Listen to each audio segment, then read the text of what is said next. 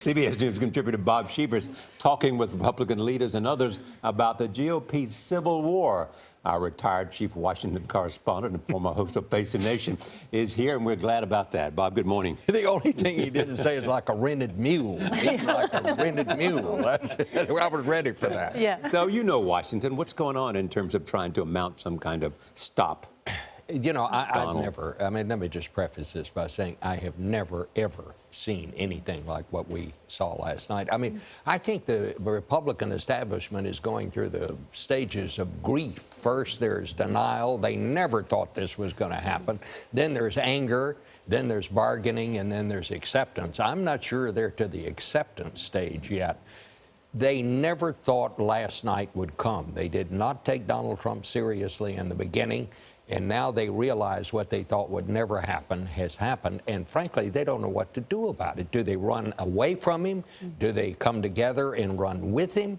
Do they go to Donald Trump? I mean, to Ted Cruz as the alternative? One of the most stunning things said last night by a Republican was Lindsey Graham, who said, I might support Ted Cruz. Yeah. That is the first member of the United States Senate that I have heard say that. Can we talk about Trump's support? He did very well among those who make less than $50,000 a year. He continues to do well among non-college educated whites. And yet he stood there last night at Mar-a-Lago, his multi-million-dollar home in Palm Beach, in a room that was made to look like the East Room of the White House, with Christie standing there. What did you make of that imagery? You know, I've got to say, Oh, sorry for Chris. I've seen some endorsements in my time, but have you, and let me ask you this, Charlie, have you ever seen somebody endorse someone and it backfired? No, it's like You have six backfired for editorials. them. 6 editorials in New Jersey papers that saying he should now resign. The Manchester Union leader, which endorsed him in the New Hampshire primary, said, sorry, guys, we were wrong.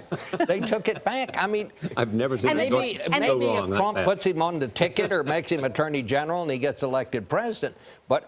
And the Twittersphere lit up. People were saying maybe Barack Obama will send in the Navy SEALs to rescue Christie. Well, they were talking about things like, what is that corpse standing behind? Oh, yeah. I mean, it was just awful.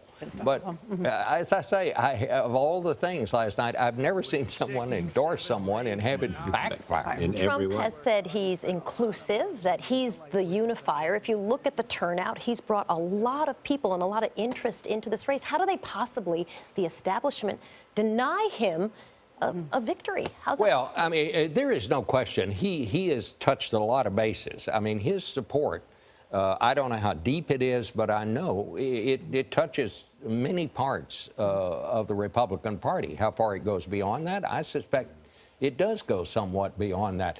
But you know what worries people, and you heard Lindsey Graham talk about it last night, and is he building a wall between the United States and Mexico, or is he building a wall around the Republican Party? Yeah. I mean, you cannot elect somebody president if all you appeal to is guys that look like me. There's just not enough of us around, old white guys. Third of the electorate is minority. Or I've said it 10 times during this campaign.